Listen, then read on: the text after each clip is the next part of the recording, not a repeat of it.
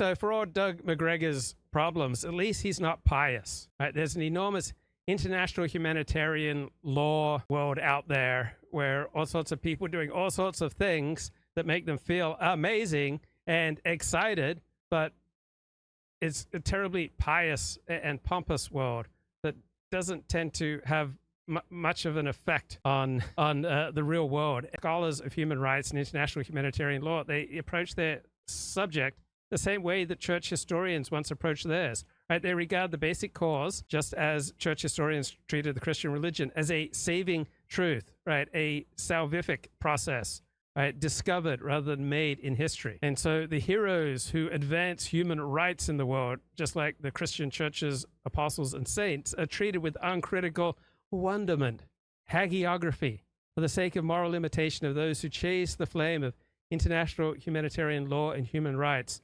It becomes the main genre. And the organizations that institutionalize human rights are treated like the early church, a fledgling but hopefully universal community of believers struggling for good in a vale of tears. If the cause fails, it is because of evil. If it succeeds, it's not by accident, but because the cause is just. Well, human rights virtually never succeed as a cause, right? So this is a movement that operates dominantly on myth, which is kind of weird, because when you're trying to make the case for a movement that is new, that is highly contingent, meaning it has no power, and whatever influence and whatever possible power it might have is highly contingent on various nation states deciding to use the human rights crusade for their own purposes.